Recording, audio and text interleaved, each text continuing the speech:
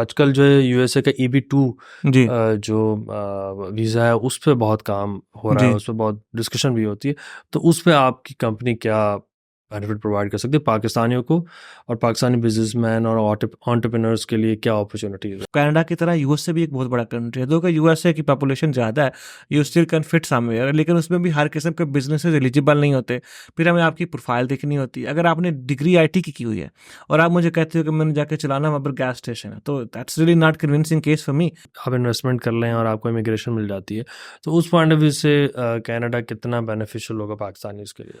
दो किस्म के प्रोग्राम्स हैं। एक है जिसमें कि सिर्फ आप इन्वेस्टमेंट करते हो और आपको पासपोर्ट सेकंड सिटीजनशिप मिलती है, वो वाला चक्कर नहीं है कनाडा में। कुछ कंट्रीज हैं, कैरेबियन कंट्रीज या कुछ यूरोपियन कंट्रीज भी, जो कि सिर्फ प्योरली इन्वेस्टमेंट बेस पर, पैसिव इन्वेस्टमेंट पर आपको पासपोर्ट सिटीजनशिप इशू करते हैं।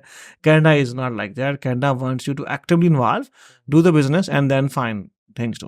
अमूमन लोग ये वर्ड यूज करते हैं कि जी ब्रेन ड्रेन हो रहा है। मैं इसको ब्रेन ड्रेन मानता ही नहीं। मैं कहता हूँ वो तो टैलेंट यहाँ पे वैसे ही पड़ा हुआ है, उसका तो इस्तेमाल ही नहीं है। In fact you are sending it somewhere and you are utilising it at a good place. ये आपने करना है कि गवर्नमेंट ऐसी पॉलिसीज फैसिलिटेशन दे लोगों को कि लोग अट्रैक्ट रहे पाकिस्तान की तरफ।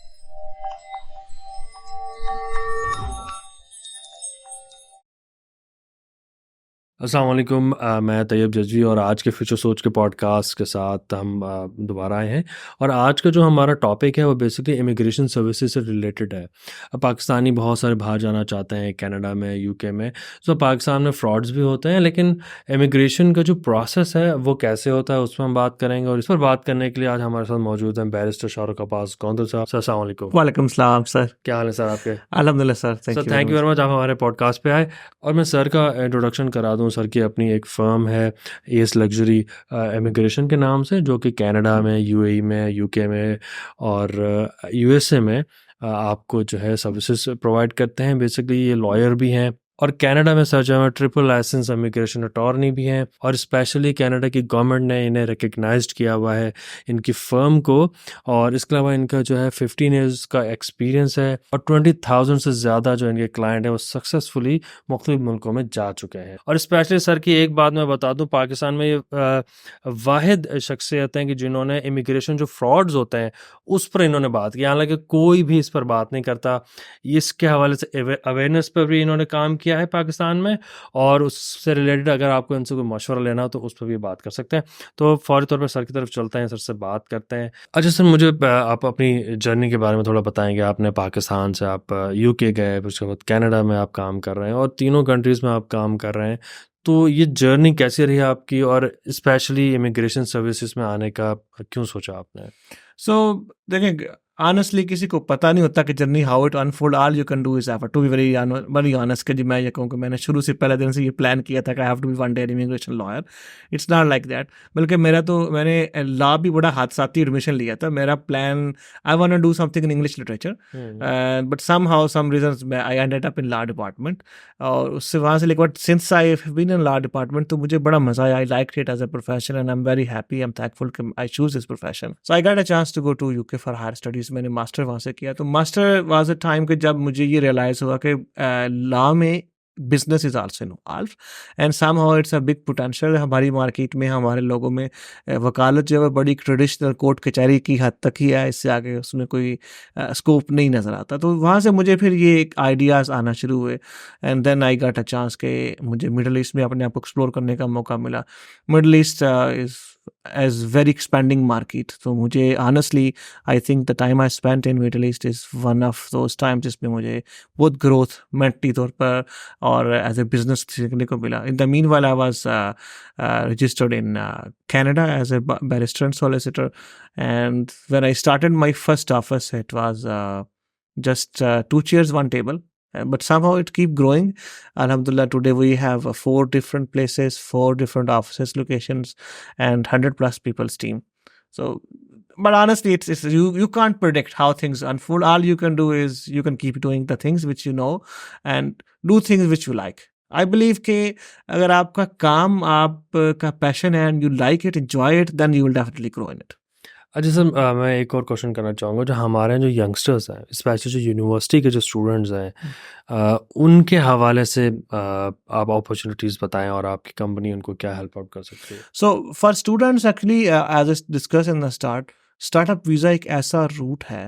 देखिए, अब अगर आप ट्रेडिशनल वे से जाना चाहें कि जी मैं पहले स्टूडेंट जाऊं, फिर मैं वहाँ पर डिग्री कंप्लीट करूं, और फिर मैं वो एक लंबा रूट भी है, एक्सटेंसिव, एक्सपेंसिव, एंड उसमें आपकी in the end now there is no more guarantee कि आपको एज अ स्टूडेंट पीआर मिलेगी। This is now very clear cut, government have told everyone student doesn't mean that you are getting a ticket to PR. You have to fight for it and it's not possible in many cases. तो उसका startup visa एक ऐसा root है जिसमें students, अगर उनके पास innovative ideas हैं, जो कि यूनिवर्सिटीज़ में actually I know our time of university as well, ideas तो बहुत होते हैं लेकिन आपको इम्प्लीमेंट करने का मौका नहीं मिलता। तो अगर आपके कोई भी इनोवेटिव आइडियाज़ हों, तो आप उसकी बेस पर ना सिर्फ ये कि इमिग्रेशन ले सकते हैं, बट एक्चुअली आप अपना एक पोटेंशियल बिजनेस भी रन स्टार्ट कर सकते हैं। इसमें आपको फंडिंग भी मिलती है अगर आपका आइडिया इतना इनोवेटिव और अच्छा हो कि जिसमें आपको you can attract funding. There are always angel investors, incubators, or venture capitalist, they are willing to invest in your idea. So they should explore this side of immigration rather than focusing on old traditional student way. और आपकी जो firm है, वो Pakistani student जो university के students हैं, उनको अगर स्टार्टअप वीज़ा के लिए अप्लाई करना चाहते हैं, तो वो क्या हेल्प कर सकती है, क्या सर्विसेज So प्रोवाइड कर सकती for student हम वो specifically help them in from the very start way से कि उनके पास एक रहा आइडिया है, उसको बिल्ड कैसे करना है, उसका बिजनेस प्लान कैसे डेवलप करना है, उसकी प्रोजेक्शन कैसे करनी है, रेवेन्यू कहाँ से लाना है, and what is gonna be the milestones, और फिर जो जितना भी पेपर वर्क है, लीगल, एडमिनिस्ट्रेटिव, वो help them in doing that. In fact, up to the pitching of ideas to incubators, we let them prepare for those ideas. We let them know कि जी आपने you have to say this, you have to make sure you know all these things in your business idea, और आप convincing हो how you can convince someone. तो or in the end up to final approvals, we help them in every step of the business. Sir मुझे बताएं कि ये जो immigration वाला जो इंडस्ट्री है, अगर हम इसकी बात करें तो इसमें पाकिस्तान में बहुत सारे लोग हैं जो काम करते हैं, और स्पेशली क्योंकि आप लॉयर भी हैं और आपकी जो और आप कंसल्टेंसी भी प्रोवाइड करते हैं, तो सबसे पहले तो इसको थोड़ा सा डिफाइन करें कि एक जो इमिग्रेशन कंसल्टेंसी प्रोवाइड करते हैं और जो इमिग्रेशन लॉयर्स होते हैं, इन दोनों में डिफरेंस क्या है, रोल और सर्विसेज में, इसको ज़रा पहले डिफाइन। बुनियादी डिफरेंस ये, और ये क्वेश्चन बड़ा आम है लोगों की कंसर्न्स भी इस सिलसिले में कि व्हाट इज़ इमिग्रेशन लॉयर और व्हाट इज़ इमिग्रेशन कंसल्टेंट। एक इमिग्रेशन लॉयर जो है वो आपके केस को स्टार्ट से टेकअप करके उसकी प्लानिंग से लेकर, फाइलिंग से लेकर, उसकी collection of documents, making strategy onward, उसको कोर्ट तक लेके जाता है। अगर लेट्स सपोज इमिग्रेशन में कोई इशू हो जाता है, और जो कि नॉर्मल एप्लीकेशन में कोई ना कोई प्रॉब्लम आ जाती है, बल्कि हम लोग देखते ही हैं कि अक्सर पाकिस्तानी लोगों की एप्लीकेशन में प्रॉब्लम्स आती हैं, चाहे वो होम टाइज की बेस पे हों, चाहे वो आपके फंड्स की बेस पे हों, एक्सपीरियंस की बेस पे, कोई ना कोई इशू आ जाता है। तो उस इशू को रिजॉल्व करने के लिए there is a proper mechanism. Example, Canada एक पूरा वेल ऑर्गेनाइज्ड इमिग्रेशन सिस्टम है, उनके अपने ट्रिब्यूनल्स हैं, बोर्ड्स हैं, और उसके अलावा उनके पास जो मेन है वो सुप्रीम कोर्ट है। तो सुप्रीम कोर्ट तक हम केसेस को लेकर जाते हैं, जैसे आपके डिसीजंस को ओवरटर्न किया जाता है, एंड उसमें आप पे डिपेंड करता है कि आपके केसेस के अंदर क्या इश्यूज आते हैं, प्रोसीजरल्स हैं या फैक्चुअल्स हैं। अगर प्रोसीजरल्स हैं तो उनको कैसे डील करना है, फैक्चुअल्स हैं तो कैसे डील करना है। ये काम स्वाय एक प्रोफेशनल लॉयर या बैरिस्टर, सोलिसिटर कनाडा में की इमिग्रेशन या यूएसए की इमिग्रेशन में कोई नहीं कर सकता। जहाँ तक बात है कंसल्टेंट की, कंसल्टेंट्स किसी हद तक हेल्पफुल होते हैं, लेकिन उनकी हेल्प इतनी है कि उन्होंने आपके लिए फॉर्म फिल कर दिया और आपकी एप्लीकेशन जमा करवा दी। उसके बाद अगर कोई उसमें इफ एंड बट या यस और नो आती है, तो most of time they are helpless. ऊपर से पाकिस्तान में बड़ा मसला ये है कि पाकिस्तान में जो कंसल्टेंट है वो रियल कंसल्टेंट भी नहीं है। मैं सबकी बात नहीं कर रहा, लेकिन majority of them are without any licence. उन्हें कोई उस गवर्नमेंट से ऑथराइजेशन नहीं है और कोई वहाँ पर रजिस्टर्ड नहीं है, तो इसलिए उनकी कोई अकाउंटेबिलिटी भी नहीं है और जो मर्जी करते फिर उसमें कोई उनको पूछने वाला नहीं। ठीक है। अच्छा सर, मैं एक चीज़ आपके जैसे प्रोफाइल में मैंने आपको बताया कि कनाडा की जो गवर्नमेंट है, उन्होंने आपकी फर्म को रिकग्नाइज भी किया हुआ है, और आप tripled licensed basically immigration attorney भी हैं और सॉलिसिटर भी हैं। इसको थोड़ा सा हमें बताएं कि जिस किसी भी फर्म के पास ये मयार हासिल करना कितना मुश्किल है जो कि आपने हासिल किया हुआ है, और उसके बाद अगर कोई भी सिटीज़न आपके पास आता है इमिग्रेशन के लिए, तो उससे क्या फ़ायदा हो सकता है ऐसी फर्म के पास आने के बाद? देखिए, एक चीज़ मैं पहले ये कंसेप्ट क्लियर करता हूँ कि इमिग्रेशन भी एक लीगल सर्विस है। Just like we take for tax services, we take civil services. तो किसी किस्म की लॉ फर्म से हम सर्विसेज पाकिस्तान में भी लेते हैं तो हम एक लॉयर के पास जाते हैं, हम किसी भी थर्ड पार्टी के पास नहीं जाते। इसी तरह इमिग्रेशन भी कनाडा का एक लीगल सिस्टम है। अब उस लीगल सिस्टम के लिए कनाडा में 2 हायरार्की हैं, फेडरल गवर्नमेंट और प्रोविंशियल गवर्नमेंट हमारी तरह पर, जैसे पाकिस्तान में फेडरल और प्रोविंशियल। तो इमिग्रेशन भी 2 लेयर की है, फेडरल और प्रोविंशियल। अब लेकिन कनाडा में जो अब ये बात इतनी नहीं है लोगों को इसकी अवेयरनेस, कनाडा में जो लॉयर्स हैं वो एक ख़ास प्रोविंस के भी लॉयर होते हैं और फेडरल के भी लॉयर होते हैं। तो अगर आपने फॉर एग्जांपल, मैं ओंटारियो में रहता हूँ और ओंटारियो की प्रैक्टिस करता हूँ, तो मैं फेडरल लेवल की इमिग्रेशन की प्रैक्टिस कर सकता हूँ और ओंटारियो प्रोविंस को भी कर सकता हूँ, बट मैं दूसरे प्रोविंस की नहीं कर सकता। सो आई हैव एक्चुअली, अब हमारी फर्म जो है वो लाइसेंस है ना सिर्फ ओंटारियो से भी, बल्कि मैनिटोबा, न्यू ब्रंसविक और हमारे हर जगह पे जो है ना अपने ऑफिस हैं, नेटवर्क्स है, जिसकी वजह से हमारी एक्सेस और रीच टू द सिस्टम बहुत ज़्यादा है। That's one of the difference between us and others. और फिर हमारी 4 जगह पर ऑफिस हैं, इंडिया, सॉरी, इस कनाडा में, यूएई में, पाकिस्तान में कराची और इस्लामाबाद में, वेरी सुन हम लाहौर में भी आ रहे हैं। और we are more then hundreds plus professionals जो कि हम काम कर रहे हैं under one umbrella of professional services. तो जो क्वालिटी ऑफ सर्विसेज है वो they have no comparison with others. फिर ऑन टॉप ऑफ दैट हमारा टोटल सिस्टम डिजिटलाइज्ड है। We not working like a traditional law firm और ट्रेडिशनल कंसल्टेंट के जी आप फाइल दे आए, अब आप डॉक्यूमेंट भेज दें, अब आप आए ऑफिस में ये साइन करें। नो, हमारा सारा सिस्टम डिजिटलाइज्ड है, विच मीन्स आपने अपने घर में बैठ के ही सारी इन्फॉर्मेशन अपलोड करनी है, लेनी है, देनी है, आपको कोई चक्कर लगाने की जरूरत नहीं है। और most importantly you are aware with the progress, आपकी फाइल किसके पास है। Every day you got notifications, emails, और even though with the immigration too we have access our client to the portals, तो वो चेक कर सकते हैं उनकी एप्लीकेशन का क्या स्टेटस है। तो बड़ी ट्रांसपेरेंसी के साथ और विद द विजन के हमने लोगों को प्रॉपर सर्विसेज प्रोवाइड करनी है, हम इस काम को लेकर चल रहे हैं। और अल्हम्दुलिल्लाह अभी तक हम कोशिश यही है कि जो लोग भी आए पहले तो हम उनको प्रॉपर अवेयरनेस दें कि आप कर भी नहीं सकते, कर भी सकते हैं कि नहीं। यू डोंट बिलीव, मैं 50-60% क्लाइंट्स को टर्न ऑफ उनको वापस करना पड़ता है, बिकॉज आई वुड से कि you it's not possible for your case to do what you want to do, क्योंकि कोई बंदा एज में लैक है, कोई एजुकेशन में लैक है, कोई फंड्स में लैक है। तो सबसे पहले तो आप ये क्लियर करवाएं कि आप क्वालिफाई भी है इमिग्रेशन के लिए कि नहीं। किसी को पैसे दे देने या किसी को फाइल पकड़ाना कि जी ये मेरा काम कर रहा है, जबकि आपको क्वालिफाइड ही नहीं है, या आपको क्वालिफाई होने के लिए क्या और करना चाहिए। ये सारी स्ट्रेटजी अडॉप्ट करना बड़ा ज़रूरी है किसी भी इमिग्रेशन पर्सन के लिए जिसने इमिग्रेशन को अडॉप्ट करना।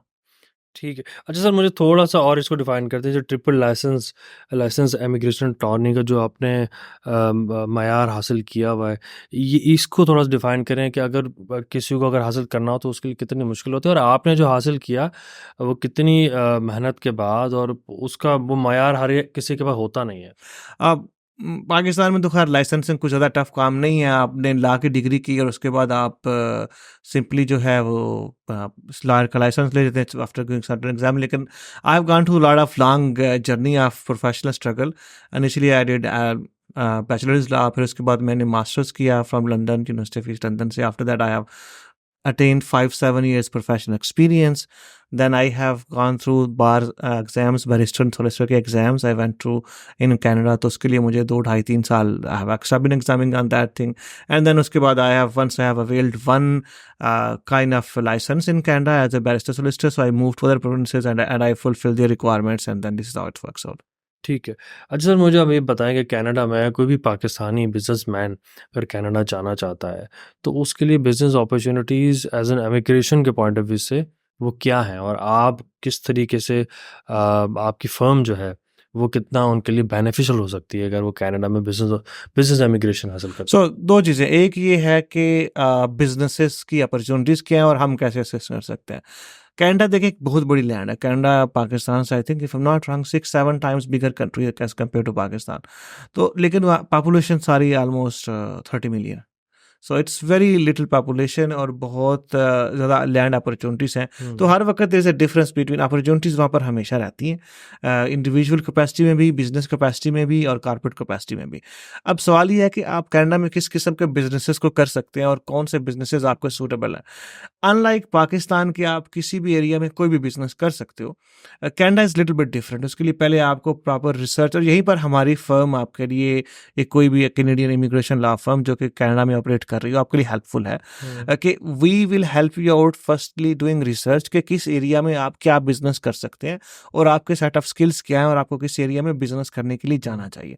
टेक एन एग्जांपल, अगर आपने एग्रीकल्चर का काम करना है तो आप ओंटारियो में नहीं करेंगे, आपको सस्केचुअन जाना पड़ेगा जो कि वहाँ से 4 घंटे की फ्लाइट पर है। That's such a long distance. लेकिन अगर आपने आईटी का बिजनेस करना है, यू शुड चूज टोरंटो। और अगर आपने फिशरी सी फूड का बिजनेस करना है तो आपको फिर वो स्टेट चूज करनी है जहाँ पर के एक्चुअली पोर्ट है, वो सारी चीज़ें हैं।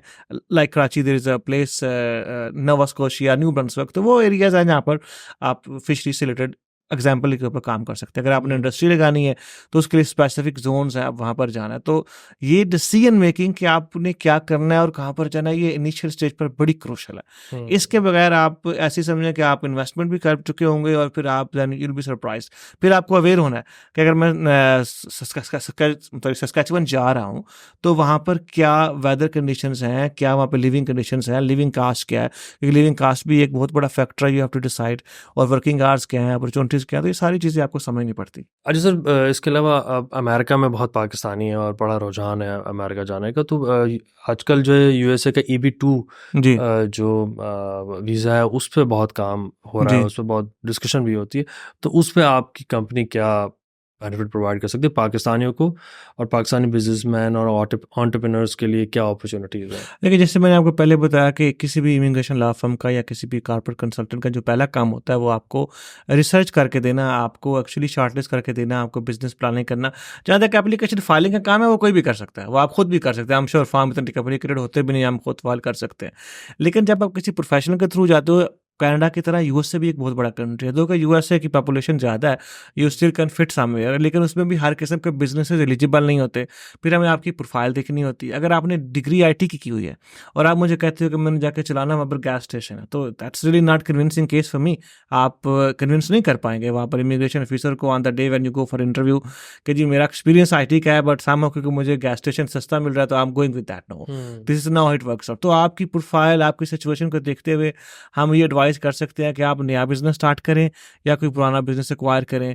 और अगर आपने स्टार्टअप करना है तो आपके स्टार्टअप आइडियाज़ क्या हैं, रिस्क क्या हैं, आपको क्या चाहिए, आपके प्रीलिमिनरी अप्रूवल्स क्या हैं, किस स्टेट में जाना है आपको क्या, और क्या क्या रिक्वायरमेंट्स हमें पहले मीट करनी है, आपके फंड्स कैसे रूट होंगे, और देन एप्लीकेशन टाइम क्या है, बिजनेस प्लान कैसे कन्विंसिंग करना है, how to do the appointment, and then we have a post landing services as well. तो क्योंकि जब आप बंदा नए कंट्री में जाता है तो उसको सिर्फ ये नहीं चाहिए कि मुझे वहाँ पर आ गए, उसको आने के बाद इनिशियली बहुत सी रिक्वायरमेंट्स होती हैं जिनको फुलफिल करना होता है, भी ये tax related, IT related, situation related, आप कहाँ पर लिविंग करेंगे, कहाँ से आप अपनी बिजनेस को ऑपरेट करेंगे। हो सकता है आपको रेजिडेंस तो सस्ती मिल रही हो but it's gonna be 200 kilometres away from your house, that how you will manage every day. So ये सारी चीज़ें आप को देख कर एक अच्छी प्रॉपर इमिग्रेशन लॉ फर्म से आपको एंड टू एंड सोल्यूशन मिलता है, and that's really we specialise in that. क्या चैलेंजेस होते हैं किसी भी इमिग्रेशन लॉयर्स के लिए कि जब उसके पास कोई भी क्लाइंट आता है, स्पेशली पाकिस्तान से रिलेटेड हम बात करते हैं, तो उन चैलेंजेस के बारे में बताएं कि जो आप फेस करते हैं यहाँ पाकिस्तानीज के साथ, और स्पेशली जब उनके केस वहाँ फाइल करते हैं? सबसे बड़ा चैलेंज होता है वो होती है एक्सपेक्टेशंस। क्योंकि वो मार्केट में सुन कर ना जी मैं आपका 2 महीने में करा दूंगा, मैं आपका 1 हफ्ते में करा दूंगा, अब आप बस मुझे पासपोर्ट दे जाए तो मैं कर दूँ। When they come to us, और हम जब इतनी लंबी एक लिस्ट ऑफ डॉक्यूमेंट्स पकड़ाते हैं जो कि मतलब डिफिकल्ट नहीं है, आपके पास वो सारी चीज़ें हैं या थोड़ी तकदो से असर हो सकती है, तो दे स्टार्ट गेटिंग इरिटेटेड कि जी आप why you are asking us to give all this information, ये सारी चीज़ें अगर हमें करनी हो तो हम खुद ही कर लें, तो फिर हम आपके पास क्यों आए हैं। So these are the questions which actually, क्योंकि लोगों को मार्केट में वो माइंड सेट बन चुका हुआ है अनफॉर्चुनेटली जी कंसल्टेंट के पास जाना है, उसने सारा कुछ खुद ही कर देना है। ये एक बहुत बड़ी डेंजरस प्रैक्टिस है। इसी के अगेंस्ट खैर मैं अक्सर बोलता भी रहता हूँ। कल भी हमने एक सेमिनार मुनक्कद किया हुआ था, उसमें भी यही बात थी कि देखिए आप किसी के हाथ में जब अपनी इन्फॉर्मेशन सारी दे देंगे और आप उसमें फॉलो अप नहीं करेंगे, तो you will simply are actually killing your chances to go abroad, और उल्टा मिस रिप्रेजेंटेशन करके अपने ऊपर बैन भी लगवा रहे हैं, क्योंकि miss representation is serious thing. आप खुद देखें ना, अगर मैंने जाना है कनाडा, विजिटर ही जाना है, और मैं सिर्फ आपको पासपोर्ट दे के आ गया हूँ, ना मैंने अपनी स्टेटमेंट दी, ना मैंने अपना प्लान दिया, ना रिजर्वेशन दी, सारी इमिग्रेशन की सारी चीज़ें चाहिए, तो आप कहीं से कोई बनाकर दे देंगे और इमिग्रेशन को पकड़ लेगी, और पकड़ते हैं वो दे हैव सॉफ्टवेयर टूल्स। अब तो हर चीज़ artificial intelligence is so advance, it's just one click away, you can find it, it's a fraud or not. तो उस सारी सिचुएशन में लोगों के ऊपर बैन लग जाते हैं, वो आगे फ्यूचर में कोई भी एप्लीकेशन करने के लिए एलिजिबल नहीं रहते। तो ये मेरे लिए एक बड़ा चैलेंज रहता है लोगों को ये समझाना कि जब ड्यू प्रोसेस करते हैं तो उसमें टाइम भी लगता है और उसमें आपको एफर्ट भी करनी पड़ती है। इट्स नॉट कि आपने एक लॉयर हायर कर लिया और अब बस आपकी जॉब खत्म। It's a two way contract, जिसमें एक मेरी रिस्पॉन्सिबिलिटी और एक आपकी रिस्पॉन्सिबिलिटी है। You have to fulfil your responsibility and I have to do my duty. तो ये चीज़ें थोड़ा इस मार्केट में समझाना थोड़ा सा टफ है। I am getting struggled in that, but good thing is कि once you have gone through, या जो लोग एक्चुअली पहले बैड एक्सपीरियंस करके आ चुके होते हैं उन्हें तो समझ आ जाती है, दे नो कि this is what the process we have to do. लेकिन सर्टेन लोग जो है वो फिर it took time to actually make their mind and then get out of that. अच्छा सर, मुझे बताएं अब्रॉड जाने के हवाले से क्या क्या अपॉर्चुनिटीज़ है। लोगों को ज़्यादातर सिर्फ यही पता होता है कि जी आपने जो है या तो स्किल्ड बेस आप इमिग्रेशन ले सकते हैं या बिजनेस इमिग्रेशन ले सकते हैं, और कौन कौन से ऑप्शंस होते हैं? So there are, I divide usually immigration in two ways: traditional way immigration and the smart way immigration. Traditional way immigration ये है कि आप या तो स्किल माइग्रेंट बन जाए हैं, जिसमें आप अपने एक क्राइटेरिया होता है जिसमें age, education, your set of skills and your English language abilities और कुछ और फैक्टर्स ऐड करके आपको इमिग्रेशन के लिए आप एलिजिबल होते हो। That is honestly the toughest thing in now. सबसे लीनियंट कंट्री कनाडा था, और कनाडा में भी इस वक्त अगर आप कनाडा से बाहर हैं, पाकिस्तान या किसी भी कंट्री में हैं और आप इमिग्रेशन करना चाहते हैं, तो score is so high, so competitive. Unless आप एमफिल पीएचडी नहीं है, this is tough for you to do that. हो सकता है लेकिन it's not so easy, so complicated. The second is जिसमें बिजनेस माइग्रेशन भी आती है कि जी आप उनके अपने सर्टन प्रोग्राम्स हैं जिसमें आप कहते हो कि जी मेरे पास इतनी इन्वेस्टमेंट है and I want to come and start business here. These are traditional ways to do it. But there is now another way, which is a smart way. It's called startup visa program. अब वो startup visa program क्या है? It's basically an innovative idea based program कि अगर आप एक entrepreneur हो, young, middle age, in any phase of your life, और आपके पास कोई ऐसा आइडिया है जिससे कैनेडियन मार्केट ग्रो कर सकती है, उसमें कोई ग्रोथ आ सकती है बिजनेस के हवाले से या जॉब अपॉर्चुनिटीज़ के हवाले से, रेवेन्यू के हवाले से, तो गवर्नमेंट आपको डायरेक्ट पीआर ऑफर करती है without any kind of scoring और कम्पिटिटिव कंपटीशन। उसमें सिर्फ एक ही कंडीशन है कि आपका जो बिजनेस आइडिया है it must be validated by other angel investor, incubator और वेंचर कैपिटलिस्ट। तो इनमें से कोई भी अगर आपको वैलिडेट करता है तो आप उस बिजनेस को कनाडा में स्टार्ट करने के लिए डायरेक्टली पीआर भी ले सकते हैं, वर्क परमिट भी ले सकते हैं, और you can easily migrate there. This is very smart way to do that. उसके अलावा there are certain other treaties which Canada have with different countries, depending upon कि आपका बिजनेस कहाँ पर है। पाकिस्तान में है तो आपके कनाडा के साथ एक ट्रीटी है इंटरनेशनली WTO के अंदर, तो आप as a Pakistani, if you have a small or big business in Pakistan, you can actually open a branch there and you can move yourself there without any kind of serious investment. आपने investment वहाँ पे जाकर करनी है। So this kind of intra company trust free, it's mean कि आप business जो कि अपनी एक ब्रांच कनाडा में ओपन कर रहा है और उस ब्रांच को रन करने के लिए उसे एक सीनियर एम्प्लॉय चाहिए पाकिस्तान से, कि अपने हेड ऑफिस से, and they can migrate you, तो आप वहाँ पर उस वर्क परमिट पर जाकर भी काम कर सकते हैं। So many things can play left right in this case. So और मुझे बताएं कि पाकिस्तानीज़ के लिए स्पेशली चाहे वो बिज़नेस ऑनर्स हों, एंटरप्रेन्योर्स हों, उनके लिए कनाडा इस वक्त अ, क्या अपॉर्चुनिटी दे सकता है कनाडा पाकिस्तानीज़ के लिए कि पाकिस्तानीज़ वहाँ जा सकें? सो कनाडा की जो पॉलिसी इमिग्रेशन की है उसमें किसी की कंट्री को कोई स्पेसिफिक एडवांटेज हासिल नहीं और किसी को कोई डिसएडवांटेज नहीं। सो आपको ये नहीं है कि आपके ऊपर किसी को प्रेफर किया जाएगा या आपको कहीं किसी कैटेगरी में नीचे कर दिया जाएगा। Everyone have to show their equal opportunities. The good thing is Canada आपको there is a programme under investment Canada forum को, जिसके अंदर आप कनाडा में टैक्स फ्री इन्वेस्टमेंट लाकर उसको वहाँ पर एक सर्टन अरसे तक आप उसको रख सकते हैं, जस्ट लाइक एफटीए इन पाकिस्तान। और दूसरा ये कि इससे आपको वहाँ पर बिजनेस में ग्रोथ काफ़ी है, इंपोर्ट एक्सपोर्ट के बिजनेस में ग्रोथ काफ़ी है। तो बहुत से पाकिस्तान के बिजनेसमैन जो कि अपने बिजनेस को आगे एक्सपैंड करना चाहते हैं, तो अगर आप फिर सिर्फ बिजनेस प्रॉस्पेक्टस से भी देखें तो उसकी एक्सपेंशन बहुत उनको एडवांटेज होगा उसमें, और फिर उससे ऑफ कोर्स इमिग्रेशन तो अचीव होगी। सही। अच्छा सर, जैसे आजकल ये है कि आप इन्वेस्टमेंट कर लें और आपको इमिग्रेशन मिल जाती है, तो उस पॉइंट ऑफ व्यू से कनाडा कितना बेनिफिशियल होगा पाकिस्तानीज़ के लिए? दो किस्म के प्रोग्राम्स हैं। एक है जिसमें कि सिर्फ आप इन्वेस्टमेंट करते हैं और आपको पासपोर्ट सेकंड सिटीजनशिप मिलती है, वो वाला चक्कर नहीं है कनाडा में। कनाडा में आपको एक्टिवली बिजनेस रन करके दिखाना है। अच्छा। यू हैव टू प्रूव कि आपका बिजनेस है, आपकी इंटेंशन है बिजनेस करने की और आप बिजनेस को रन करेंगे, तो उसके लिए आपको एक्टिवली मैनेज करना उसको वहाँ पर ज़रूरी है। बहुत कुछ कंट्रीज़ हैं, कैरेबियन कंट्रीज़ या कुछ यूरोपियन कंट्रीज़ भी, जो कि सिर्फ प्योरली इन्वेस्टमेंट बेस पर, पैसिव इन्वेस्टमेंट पर आपको पासपोर्ट सिटीजनशिप इशू करते हैं।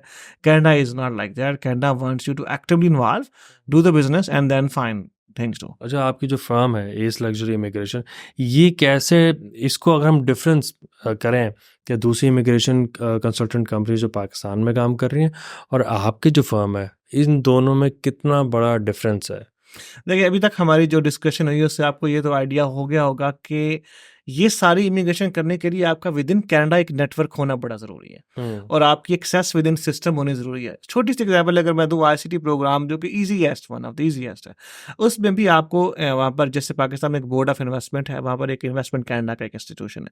आपको वहाँ से अप्रूवल लेनी है, आपको इनकॉर्पोरेशन करनी है, लीजेस देखनी है, पेरोल देखनी है, टैक्सेस देखनी है, everything you have to look after before someone is coming there. ये सारी चीज़ें पाकिस्तान से बैठ के नहीं हो सकती, क्योंकि there is a procedure hurdle आपका वहाँ पर होना, फिर आपके रेजिडेंट डायरेक्टर्स का वहाँ पर होना बड़ा ज़रूरी है। तो यहाँ पर जो लोकल कंसल्टेंट्स यहाँ बैठे हुए हैं या जो लोग काम कर रहे हैं, इनका सबसे बड़ा मसला एक्सेस टू सिस्टम है। या तो इन्होंने किसी थर्ड पार्टी से वो काम करवाना, वरना ये खुद कर नहीं सकते। तो इसीलिए यहाँ पर अक्सर मैं जब प्रोग्राम ये बताता हूँ, आईसीटी, आईएमपी, स्टार्टअप वीज़ा लोगों को, तो पीपल से कि यार हमें तो ये किसी कंसल्टेंट ने नहीं बताया। Then reason I find out कि क्योंकि वो वहाँ पर है नहीं, वो खुद कर नहीं सकते, तो वो लोगों को ट्रेडिशनल प्रोग्राम है जी, आपका पीएनपी अप्लाई करते हैं, आपका तो हम स्किल माइग्रेशन अप्लाई कर देंगे, ये कर देंगे, क्योंकि those are easy to turn from here. लेकिन जो इनोवेटिव प्रोग्राम्स हैं या जो programs actually Canada is now smartly taking on, वो यहाँ से पॉसिबल नहीं।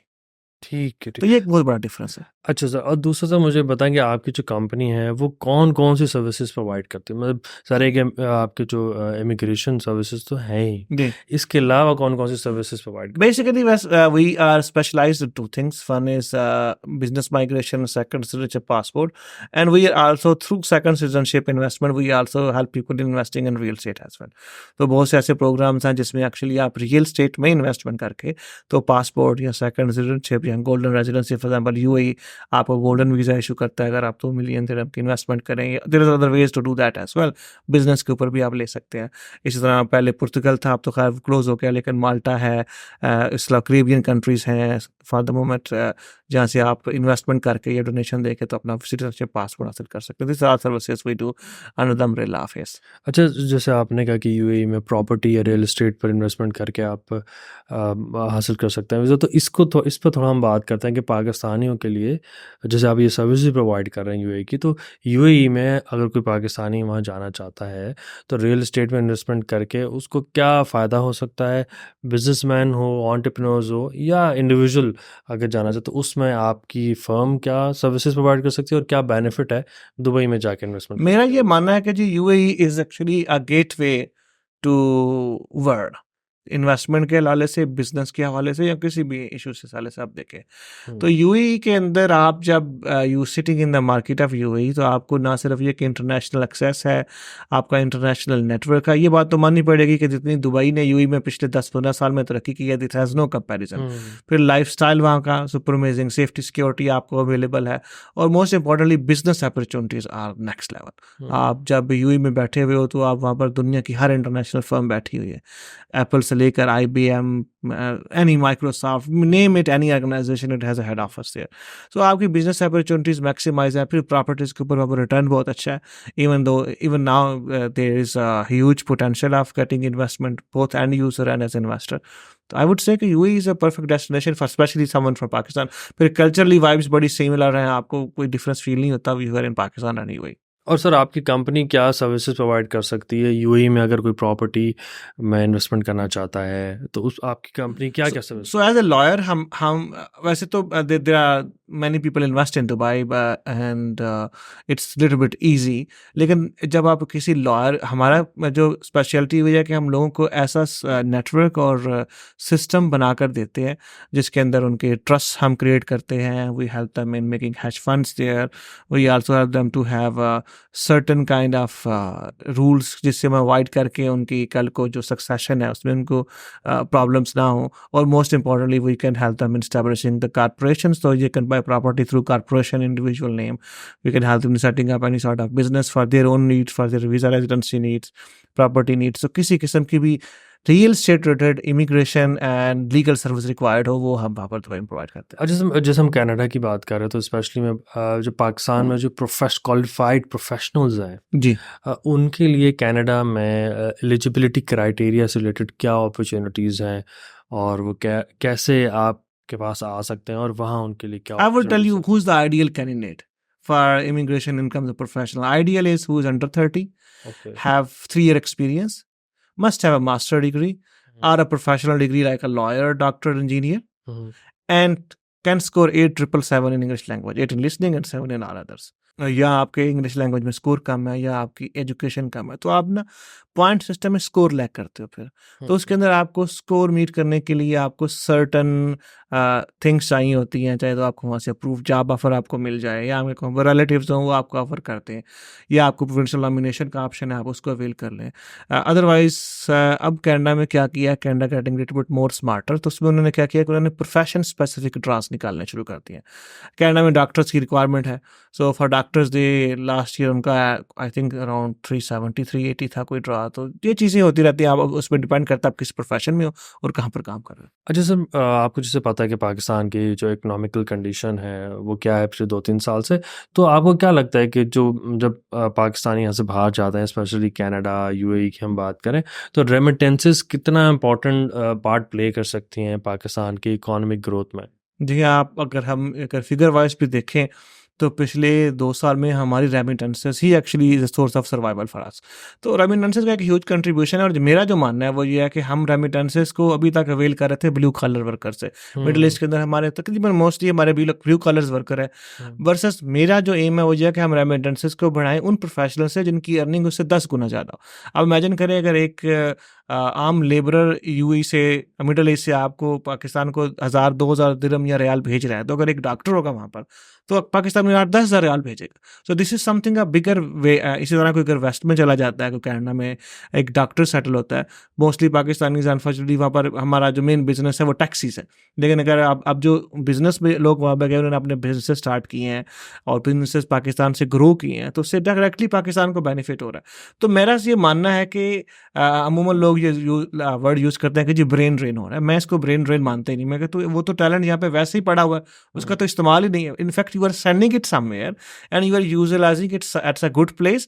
ये आपने करना है कि गवर्नमेंट ऐसी पॉलिसीज फैसिलिटेशन दे लोगों को कि लोग अट्रैक्ट रहे पाकिस्तान की तरफ, but I don't consider it as a brain drain at all. अच्छा सर मेरा एक और क्वेश्चन ये है कि आपको जैसे पता है कि पाकिस्तान में फ्रॉड्स बहुत होता है इमिग्रेशन से रिलेटेड, तो इस पर पाकिस्तानी किस तरीके से ख़ुद को सेव कर सकते हैं और क्या क्या ऑप्शंस हो सकते हैं कि वो कहीं भी जब इमिग्रेशन के लिए कहीं जाते हैं किसी भी कंसल्टेंट के पास तो वो फ्रॉड से बच सकें?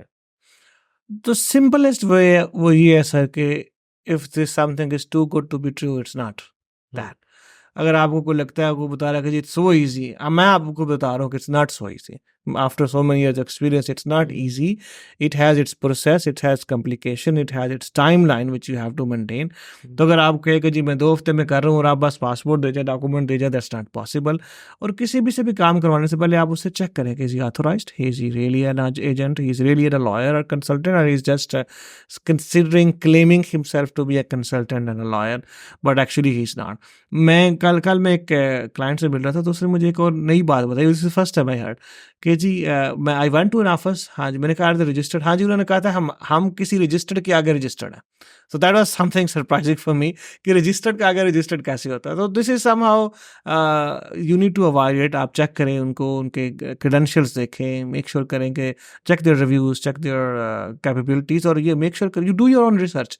अगर आपको कोई बंदा एक प्रोग्राम बताता है तो आप उसका देखिए, आप चेक करें वो है भी कि नहीं, ऐसी कोई काम हो भी सकता है कि नहीं हो सकता. तो इंटरनेट पे ऑलमोस्ट बहुत सी इन्फॉर्मेशन अवेलेबल है. Don't rely on internet information, but cross check with that for sure. Thank you sir, thanks for कि आप आए हमारे पास और हमने इमिग्रेशन रिलेटेड काफ़ी डिस्कशन की. स्टूडेंट्स के लिए, स्पेशली बिजनेस कम्युनिटी के लिए, एंटरप्रेन्योर्स के लिए, पाकिस्तानीज़ के लिए स्पेशली, कि वो यूएई, कनाडा, यूके जहाँ पे भी जाना चाहते हैं तो वो आपकी फ़र्म के पास आ सकते हैं. और बहुत सारी नॉलेज हमें मिली, क्या प्रोसेस है उसके बारे में हमने जाना. सो आपको भी अगर कुछ भी इंफॉर्मेशन लेनी हो तो सर की वेबसाइट पर भी जा सकते हैं, और जो हमारी स्क्रीन पे आ रही होगी. इसके अलावा मज़ीद पॉडकास्ट भी आते रहेंगे, और हमसे जुड़े रहिए.